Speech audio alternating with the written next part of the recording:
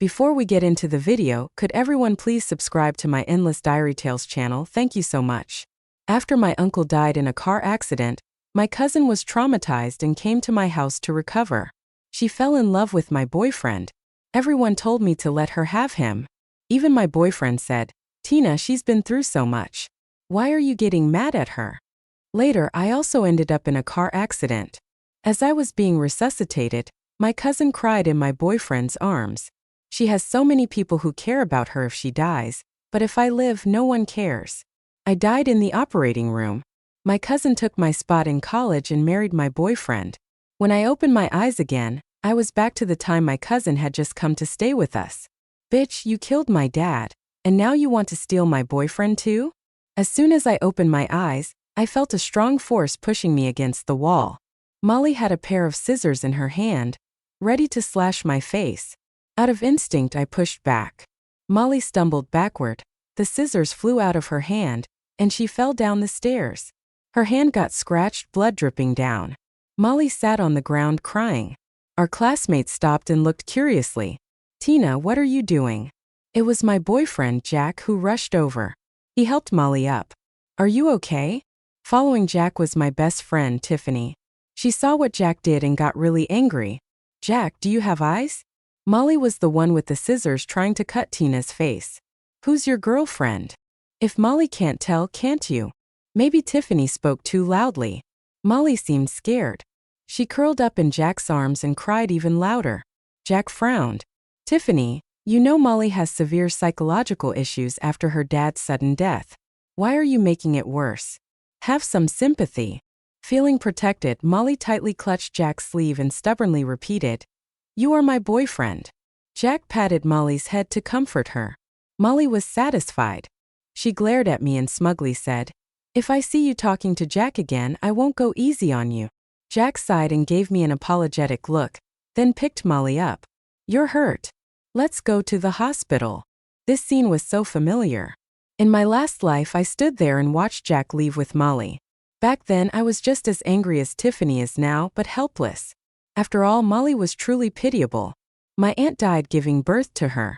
She was raised by her dad, who then died in a car accident during her senior year. So, Molly was greatly affected mentally and started having episodes. To take care of her, my mom brought her to our home. At first, I gave Molly everything she wanted. My room, my clothes. I agreed to everything until Jack visited my home one day. He was the most popular guy at our school and the young master of the J group. Molly fell in love with him at first sight. "Sis, give Jack to me." I refused Molly, but after that, as soon as Jack was mentioned, she'd go crazy. She started believing Jack was her boyfriend and I was just a mistress trying to steal him. Whenever she saw Jack dating me, she'd cry hysterically, even cut herself. Then one rainy night, when Jack and I were out watching a movie, she called me, frantically saying she was kidnapped. In my rush, I got into a car accident. While being resuscitated, my soul floated outside the operating room. Molly was crying in Jack's arms. I was just joking. I didn't think she'd take it seriously. If Tina dies, lots of people will remember her, but I'm just suffering alive. No one cares about me. Jack hugged her tightly. "Who said no one cares? You have me." After my death, Molly's mental state seemed to improve. She was adopted by my parents, took my college spot, and went to the best university with Jack. One night, she prayed at the window. "Dad, Tina, thank you for everything.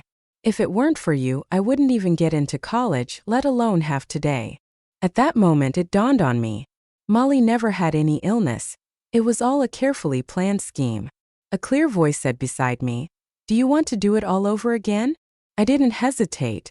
Yes. So when I opened my eyes again, it was the day Molly transferred to our school. Seeing Jack about to leave with Molly, I strode up and spoke coldly. "Jack, let's break up." Jack's expression changed instantly. He frowned. "Tina, don't be impulsive." "I'm serious," I said calmly. "You want to take care of Molly? Then do it well. We're done." Without caring about Jack calling my name, I turned and left. After school, I called Tiffany to a coffee shop. "Does your dad know anyone in the traffic department?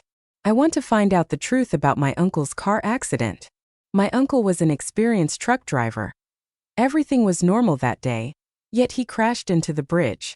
Tiffany shivered after hearing me. You think his death wasn't just an accident? I stayed silent. My uncle was a good man, not very capable but very proud.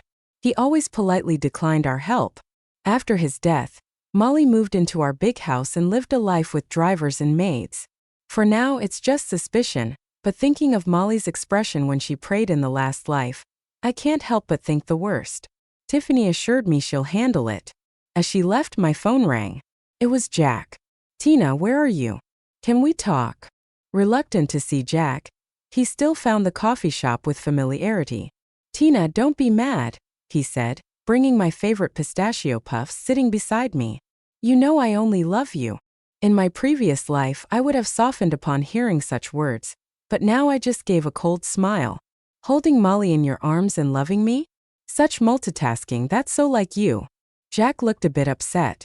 I was just acting with Molly to calm her down. She's your cousin. Seeing her sick like this, don't you want to do something? She's got doctors. Why does she need me to do anything? I waved my hand dismissively. Enough, Jack.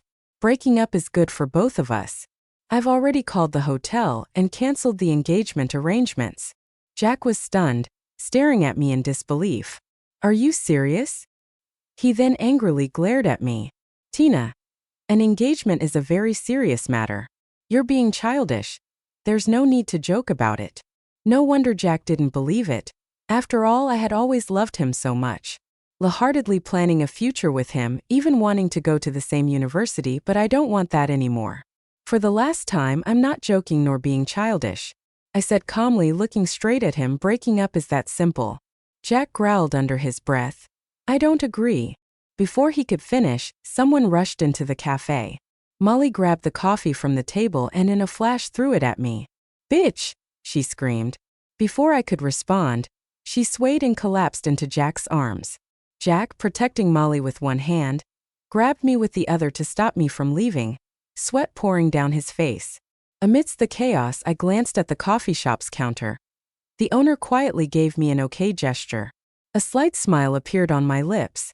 The owner is a friend of mine. I had signaled him to turn on the camera. Molly's entire outburst was recorded. This was my backup plan. Either prison or a mental hospital. She's going to one of them. The day's farce ended with Jack taking Molly to the hospital. I went home alone to an empty house. Obviously, my parents got the call and went to the hospital to see Molly too. I sat in the unlit living room, thinking quietly for a while. Actually, my parents love me a lot, but they are very strict, always holding me to the highest standards. When I used to argue with other kids, they always made me apologize first. And now, with everyone seeing Molly as the weaker party, any conflict between us would lead them to side with her more. So when they went to the hospital, Molly likely painted herself as the victim again, probably spilling more dirt on me. Sure enough, more than an hour later, my parents brought Molly home. Mom was supporting the weak-looking Molly while Dad's face was icy. Tina, come here, Dad called me. I saw clearly that behind him, Molly, pretending to be frail in Mom's arms, had a barely perceptible smirk on her lips. You provoked Molly again. Dad's tone was angry. You know she's sick, yet you publicly embarrassed her. Tina, when did you become someone so lacking in empathy? Look at that. Molly had twisted things again. She had thrown coffee at me, but now it was me embarrassing her. In my previous life, I would have desperately defended myself, trying to prove I hadn't done anything wrong. But now I knew that wouldn't work. What works is acting crazy with Molly. It's all about playing the game. If she can fake being sick, so can I. Lowering my head, I said in a pained voice, I'm sorry, Dad. I know I've disappointed you. Then I took out a thick envelope and emptied it. Inside were a psychologist's diagnosis and a filled-out school leave application. My parents' expressions changed sharply, and even Molly sat up straight. My eyes were red, and I helplessly pinched my arm. I've been unable to control my emotions lately and can't focus on my studies. If this continues, I think I might end up harming myself. My parents' energy is limited. They can't take care of both Molly and me at the same time. As the elder sister, I should give way to her so she can take this year. College entrance exam. I'll take a year off the moment I finish speaking. Mom was the first to panic. That won't do. Dad, a bit more composed, pulled Mom aside to their room. They spoke in hushed tones, but snippets of their conversation came through. Mom's voice was tearful. "It's my fault. I only thought about how Molly needed care and brought her home, but I didn't realize it would affect Tina." Dad comforted her. "Don't blame yourself. Now the important thing is to find the right solution." In the living room, Molly glared at me hatefully. She grabbed the diagnosis I had placed on the table. "Tina, when did you see a psychologist? This has to be fake." I smirked and whispered, "You haven't even been to a psychiatrist. You're just making it up. At least I have a fake diagnosis." The next second, my parents came out of the room. I immediately put on a helpless expression. "Please don't blame me anymore. I'm willing to give up Jack and my parents to you. If that's not enough, I'm willing to disappear from this world forever." "Tina, don't say that." Mom rushed over and grabbed my hand tightly. "You mustn't think that way." Dad approached Molly gently. "We've discussed it. We have another house on the south side of town closer to the school. Molly, why don't you move there? We'll hire a caregiver for you." Molly's eyes widened. "Uncle, are you abandoning me?" She immediately began to act out. "Uncle, please. You're my only family. Don't leave me." My parents comforted her with exceptionally gentle but firm voices. I sobbed softly on the side, but inside I was sneering. In my previous life, my parents were devastated after I died in a car accident. Molly then offered to be their daughter and take care of them, and they unwittingly accepted. But right now I'm still alive. People always favor their own flesh and blood. My parents wouldn't just watch me get depressed and commit suicide because of Molly. So Molly was sent away from my house. She went around school saying that I had kicked her out. My classmates all called me a vicious sister, treating an orphan girl so harshly. I couldn't be bothered to respond. The college entrance exam was the real deal. These rumors didn't matter because after graduation, most people wouldn't see each other again. Jack came up to me too. "Molly cried to me all night last night. Did you really have to treat her like that?" I buried my head in my geometry problems, not even looking up. "Jack, we've broken up. You have no right to criticize." "We never agreed to break up," Jack said firmly. "Our parents were involved in our engagement. Why do you think one word from you ends it?" "That's interesting." I put down my pen, lifted my head, and smirked. "You're saying you're still my boyfriend? If you're my boyfriend, how do you explain why Molly was crying to you all night in the middle of the night, just the two of you? Who's really out of line here?" Jack was getting frustrated. "I only feel sorry for Molly. She's your cousin and my classmate." I just smiled and said nothing. I didn't want to argue with Jack. No longer arguing with scumbags just drags you down. I needed to focus on tangible benefits. Jack, though, was like a chewed-up piece of gum sticking to me and wouldn't let go. The school arranged for alumni from different universities to come back for a talk. The top 30 students in our grade were to attend. Jack just happened to sit next to me. Before the meeting, he stopped me, looking hesitant. "There's something I need to ask you." "Then don't ask," I said, trying to get past him, but he blocked me. Jack clenched his teeth and spoke up. "Can you give up your guaranteed spot for Molly?" "No," I replied, barely lifting an eyelid, trying to shake him off. Jack got anxious, gripping my wrist tightly and pulling me to the side of the hallway. "Tina, listen to me. You're the only one who can save Molly right now." Under my scrutinizing gaze, Jack stammered through the story. Molly had fake attempted suicide in a bathtub, then called Jack. Jack broke in just in time to save her before she lost consciousness. After that dramatic episode, Molly tearfully told Jack that she would die if she couldn't go to the same school as him. Everyone knew both Jack and I had already gotten guaranteed spots. Molly's scores were about 400 points below getting into that school. "That's great, Jack," I nodded. "Since Molly wants to go to the same school with you so badly, you really want to make it happen. So how about—" Under Jack's hopeful gaze, I smiled at him. "You two together. There's only a month left until the college entrance exam. Maybe heaven will be moved by your kindness and make a miracle happen." I turned around to leave, but Jack, furious, stepped in front of me again. "Tina, do you even hear yourself? Molly's in no condition to take the exam. If she doesn't want to take the exam but wants to go to the best university, why should anyone study? Everyone should just learn how to play the victim." I rolled my eyes. Please move. I have to listen to this lecture. I finally broke free from Jack and walked swiftly forward.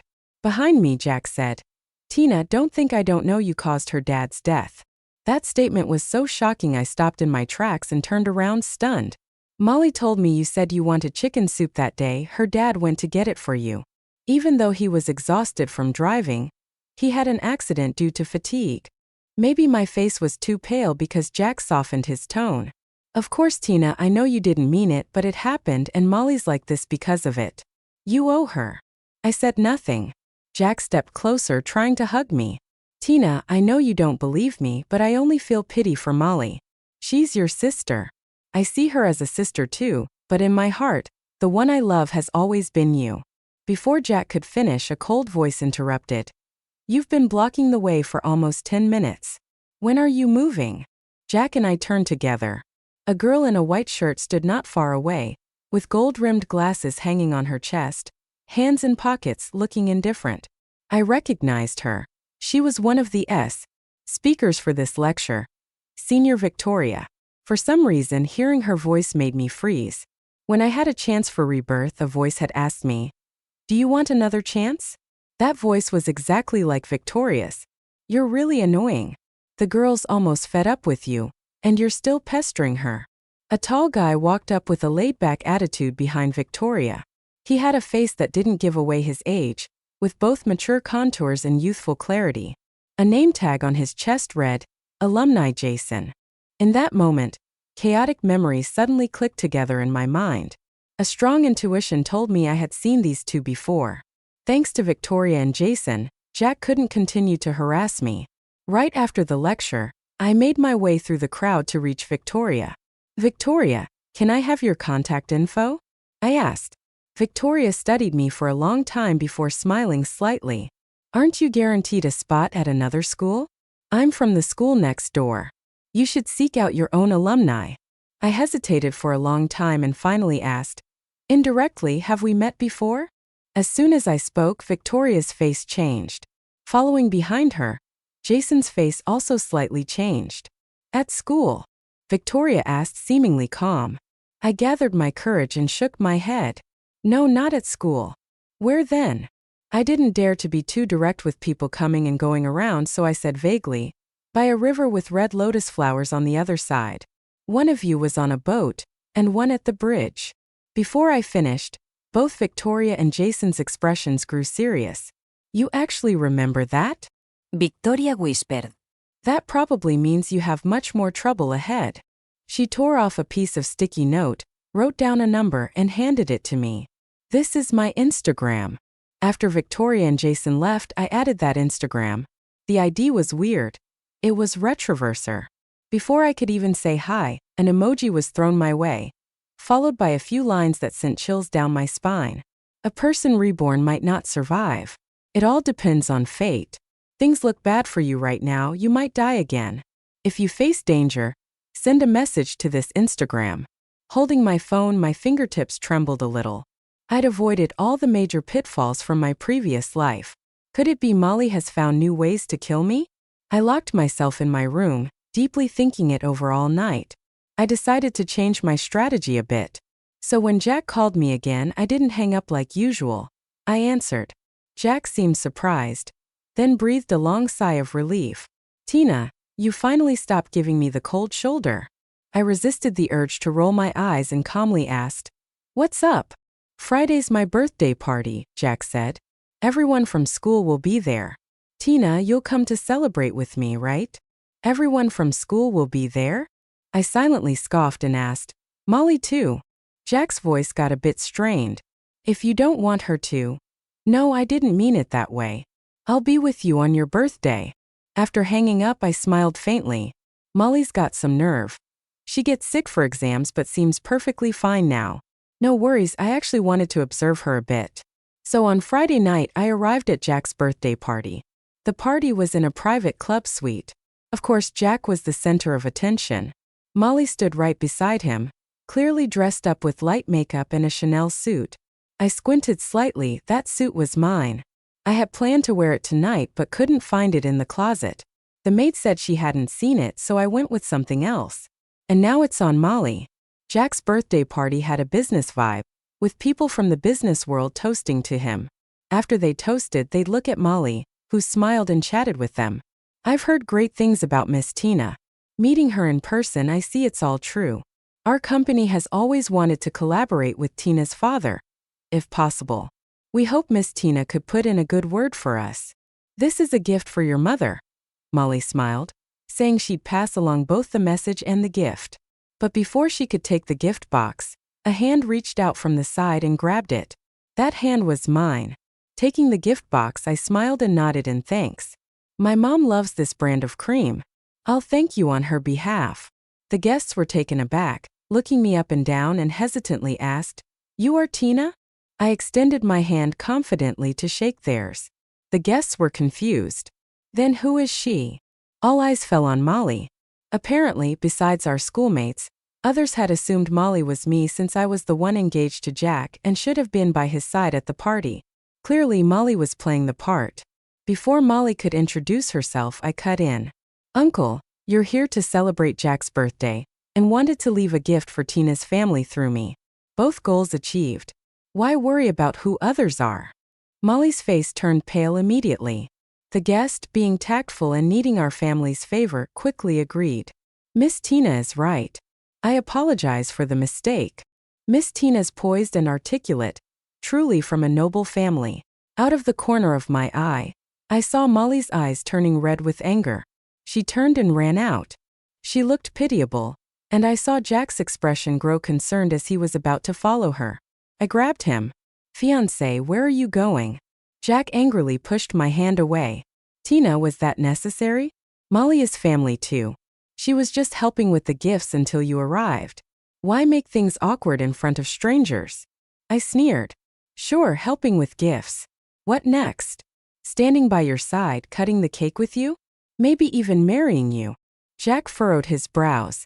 "Tina, I always thought you were gracious and dignified. How did you turn out like this?" With that, he left me and chased after Molly. Everyone stared at me, having just witnessed Jack abandoning his fiancée to pursue Molly. Molly must feel pretty triumphant right now. It's okay, let her be. I've got the clues I needed. That night, I got a text from Molly. There was a photo attached. Jack lying on a bed, clothes half off, eyes half closed. "He's with you, but the one? He loves me, Tina. You've lost." I looked at my phone and let out a snort.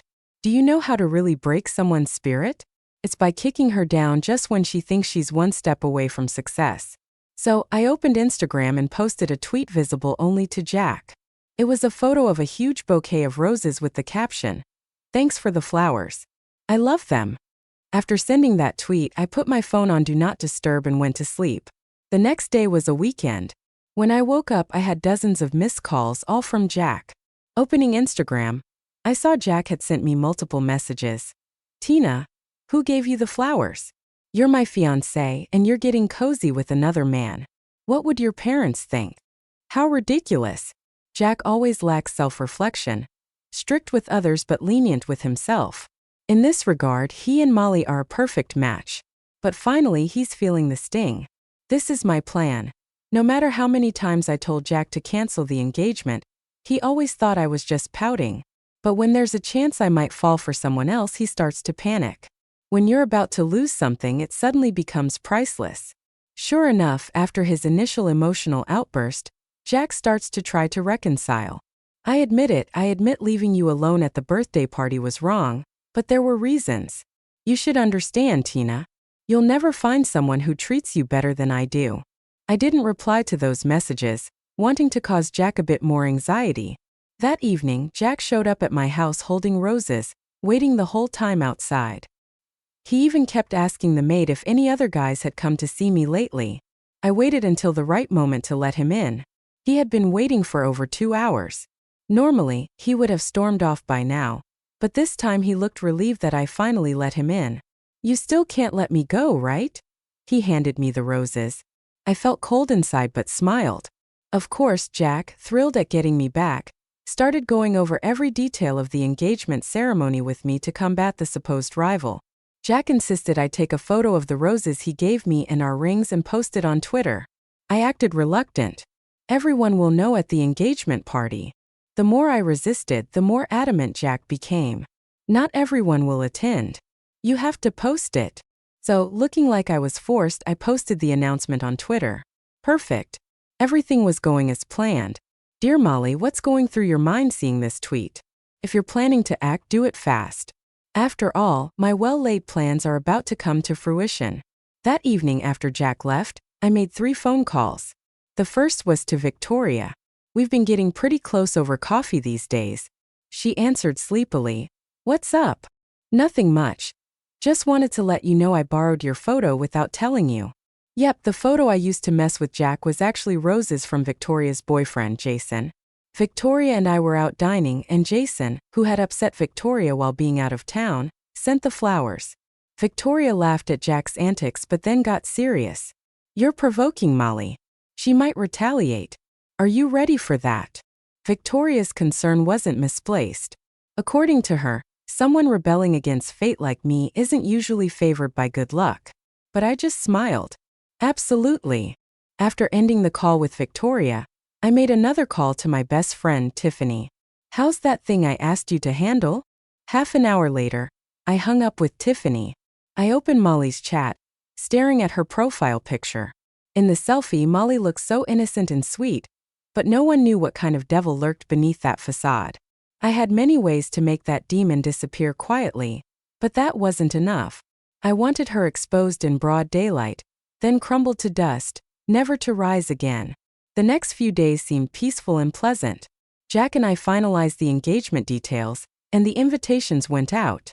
Due to some company promotion, Jack's family even arranged for a live stream of the event to leverage our engagement's buzz for their new product. Technically, they were using our engagement for their company's benefit, which wasn't cool. My parents were annoyed, but I gently persuaded them. A live stream lets more people witness the engagement. It's a good thing. The more viewers, the happier I was. Finally, the day of the engagement arrived. 3 hours before the ceremony, I was done with my makeup and ready to change into my dress. I asked the maid, "Where's my dress?" She handed me a glass of water. "It's downstairs. I'll go get it." "Miss, have some water first." 10 minutes later, the maid opened the door to a silent room. I lay on the floor, eyes closed, with a glass rolling beside me. Half the water drunk, the other half spilled on the floor. The nanny walked up to me and tried to nudge me, calling my name. I didn't respond. I was clearly deeply unconscious. She sighed deeply, picked up her phone and sent a message. Moments later, the bedroom door opened again and Molly walked in. She kicked me with the tip of her shoe and said coldly, "Tina, you had this coming." Then Molly pulled an envelope full of money from her bag and handed it to the nanny. "Leave immediately. If anyone asks, you say you know nothing." The nanny looked nervous. "Miss Molly, what are you going to do?" "None of your business," Molly replied coldly. The nanny was still uneasy. "Don't do anything too extreme, or I'll get dragged into this too. Can you stop talking?" Molly snapped. "Your son is still waiting for you at the hospital." The nanny didn't dare say more and hurriedly left with the money. Now it was just me and Molly in the room. She calmly took off my jewelry and put it on herself. Then she went to the dressing room and found the dress I had prepared for the engagement. "Sis, you know I've always been so jealous of you. We're both children of siblings, yet you live in a big mansion and I live in the slums. You're about to marry into a rich family, while I have only a bunch of thugs around me. It's not fair," Molly said. As she leisurely changed clothes after getting dressed, she waited a bit. Soon, the sound of motorcycles roared from below, and a group of thug-like men appeared. Molly opened the door for them and gave simple instructions. "Stick to the plan, stripper. Take photos and send them to me when I message you." Molly left. The tall men surrounded me after waiting for about 10 minutes, thinking it was time. The lead thug lit a cigarette and pointed at me. "Strip her immediately." A man approached, but the second he got close, I suddenly opened my eyes. I kicked him hard in the groin, making him scream in agony as I quickly retreated. The other men realized something was wrong. Before they could act, 2 figures emerged from behind the room divider. "I like your home's decor," Jason remarked. "How about we set up our place like this when we get married?" Victoria scoffed. "Who said I'd marry you?" Can you guys stop flirting and help me first? I cut in. Before I finished speaking, Jason moved. He darted to one of the men, grabbed his collar. The man roared, "Who the hell are you?" Jason narrowed his eyes, clearly displeased. No respect for elders. I don't like that. He then lifted the man with one hand and slammed him against the cabinet. The other two men exchanged glances and pulled out switchblades, rushing at Jason from both sides. Jason sighed. Fighting was more fun back in the day. Modern kids have no skills. Saying that, he disarmed them with ease, kicking one into the bathroom and tossing the other out of the second-floor window. The last thug was petrified. He knew instinctively not to fight Jason. The kid looked anything but normal, so he set his sights on Victoria, who stood not far away. With her appearance as a typical honor student, white blouse, white skirt, she looked frail and easy to overpower. Jason's tone changed immediately. "Don't touch her." But it was too late. The thug rushed to Victoria and aimed his sharp blade at her neck. Calmly, Victoria glanced at him, then raised what she was holding, a brick. She smashed it on the thug's head. "I told you not to touch her," Jason sighed, hands in his pockets. "She has no sense of moderation." The thug fell to the floor, bleeding from all orifices. Victoria pulled out his phone and handed it to me. "Everything went just as you expected," I smiled as she said. "Everything was part of my plan. Since Jack's birthday party, I had suspected our nanny was in cahoots with Molly. It was simple. Molly wore a Chanel skirt that day, only I and the nanny knew about it. I secretly observed the nanny after that, and sure enough, she was in touch with Molly. Once I confirmed my suspicions, I became wary of the nanny's actions, never consuming anything she gave me. I even managed to sneak her phone when she wasn't looking. Molly, provoked continuously by me, decided to act today. So I contacted Victoria and Jason, asking them to lie in wait at my house. This phone, it's the one you used to contact Molly, right? I asked the thug leader. He lay on the floor, pinned by Jason, and glared at me silently. She wanted you to take nude photos of me to expose at the engagement party, right? I continued. He remained silent. Resistance is pointless. You broke into my house, drugged me, and intended physical harm. The evidence is clear. If you don't want to go to jail, follow my instructions. I held his phone up to him. Unlock it. The thug leader turned his head away, ignoring me. Fingerprint might work too. Jason tried to grab his hand, but the thug did something unexpected. He bit his thumb hard until it bled profusely. In short, he wouldn't share the password and he ruined the fingerprint option. You can't pretend to be me to contact Molly, he shouted, mixed with both fierceness and pride. I glanced down at him and smiled.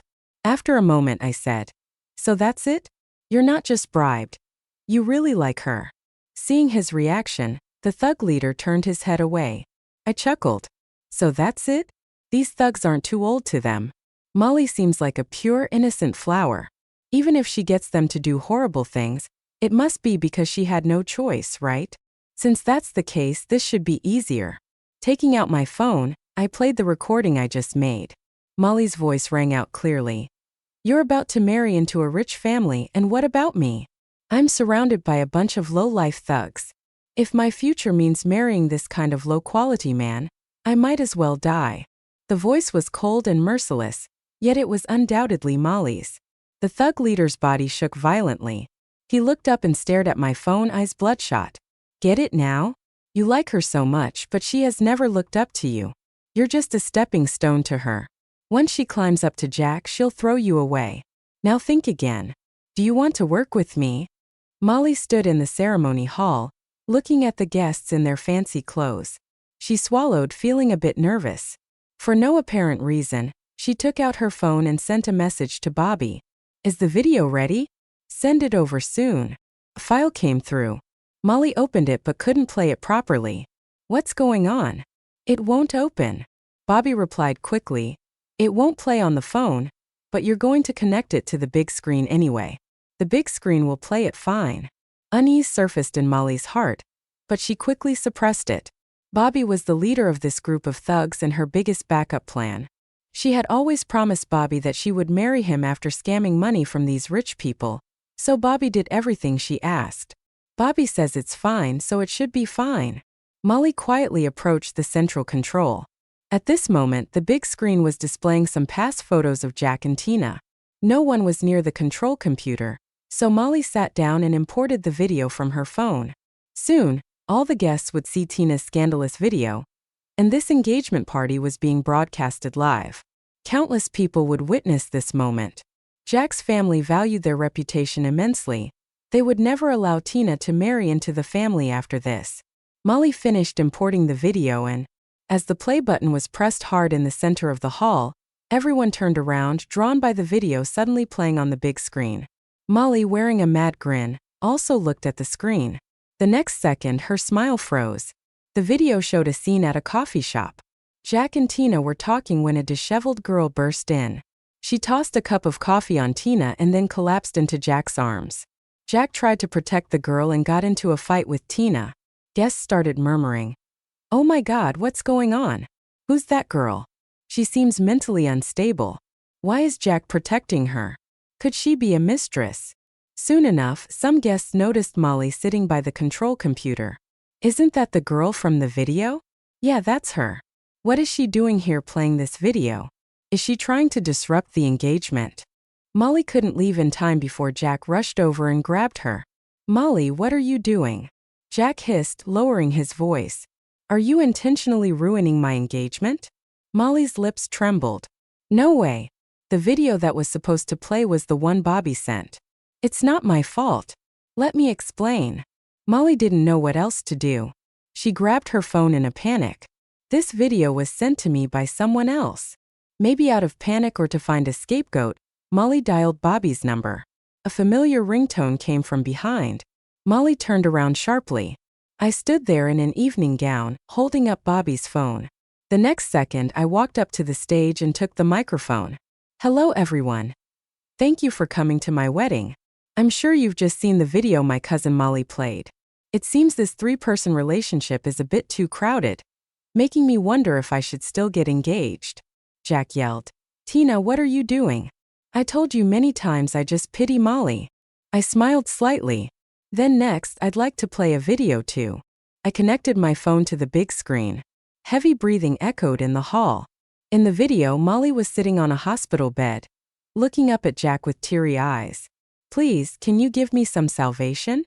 Jack said nothing. He closed his eyes. Molly leaned in and kissed him, as if some boundary had been suddenly shattered. Jack pulled Molly into a deep kiss. In the video, you could clearly hear both of them breathing heavily and rapidly. After the video ended, the hall was as silent as a graveyard. Jack's face turned pale. "Molly, she has a mental illness. I was just cooperating with the treatment." Before he could finish, Molly jumped up. "No, I don't." Molly's strategy was clear. She only pretended to be ill at our house, living off others' sympathy. But today, with so many people watching, especially on a live broadcast, she could not admit to having a mental illness. Otherwise, they would never let Jack marry a mentally ill wife, and her future prospects for education or jobs would be ruined.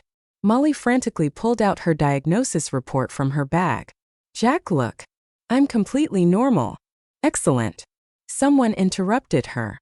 Molly looked up, shocked at me. I held the microphone, smiling. Calmly, "Excellent. I'm glad you are completely normal.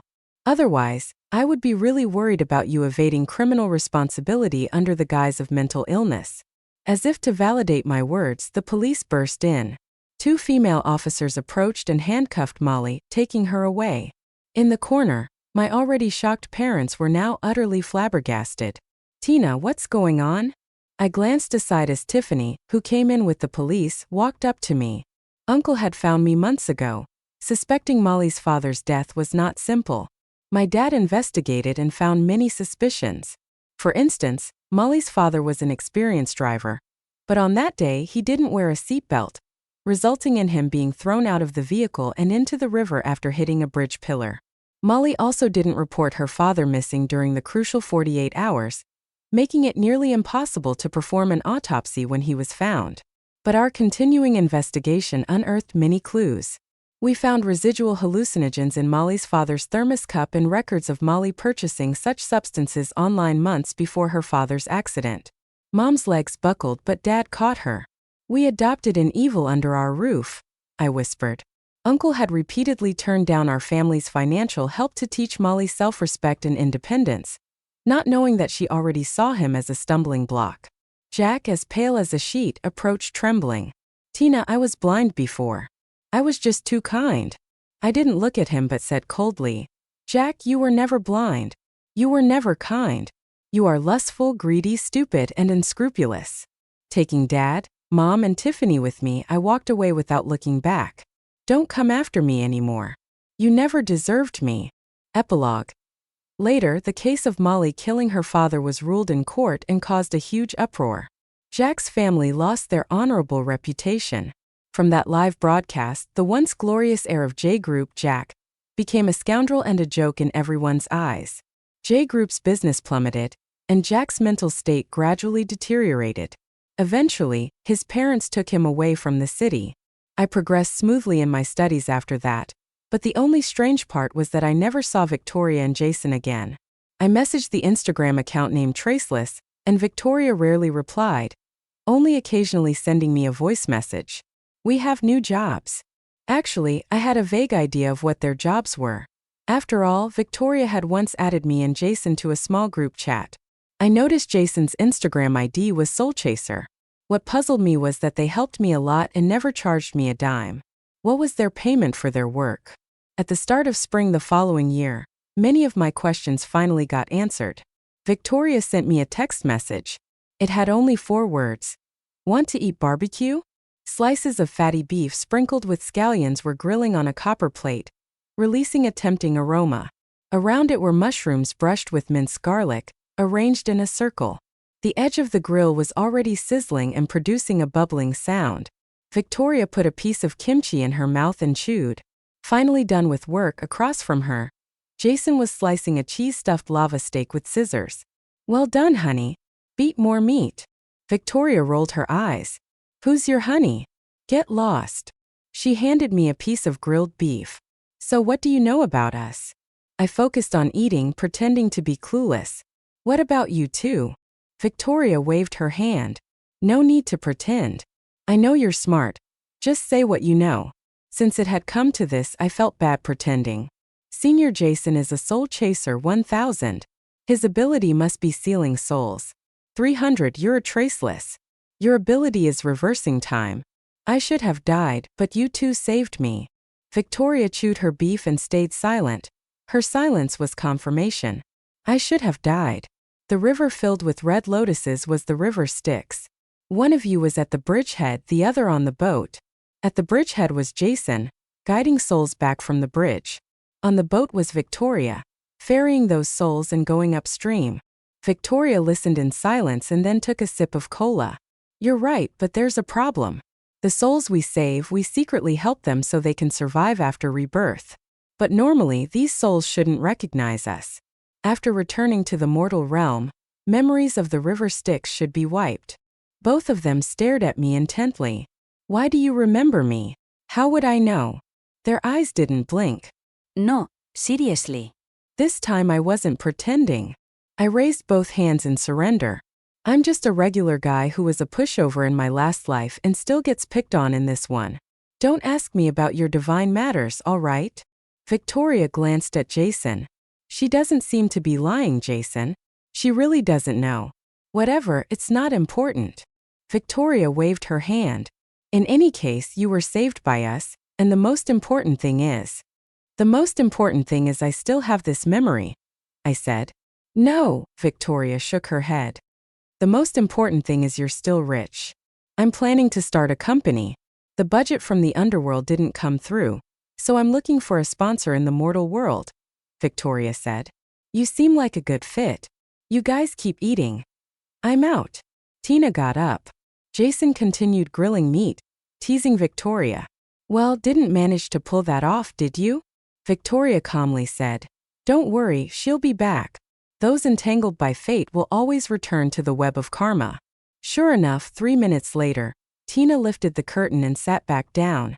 I didn't say I agreed. I'm just asking, what's your business? If I invest, can I get my money back? A month later, in a small alley, Tina looked disdainfully at the small storefront, a rustic sign outside. Red Wish Shop. I must be crazy, Tina muttered. I can't believe I invested in something like this. Victoria stood beside her, speaking gently. Don't worry. That little investment is nothing for you. Nothing, Tina exclaimed in frustration. You mean if a customer pays $10, you'll grant a wish? Is the ability of Traceless and Soul Chaser so cheap? What are you talking about? Victoria said, confused. $10 is the price to make a wish, meaning a customer can write their wish on paper. As for granting it, that's another price. By the way, let me introduce myself. I'm the manager. Jason is the deputy manager.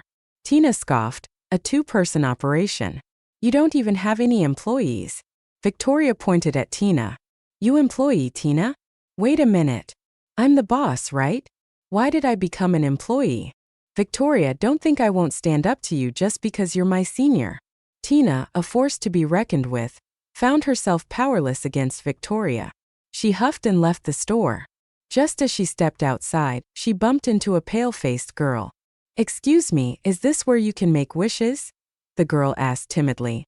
Tina paused for a second, then showed a warm smile. Yes. Please come in. Damn, I really became an employee. After the girl went in, Tina stood outside, wiping sweat from her forehead in frustration. But this job, working for deities and witnessing human joy and sorrow, didn't sound too bad after all. The summer break was long.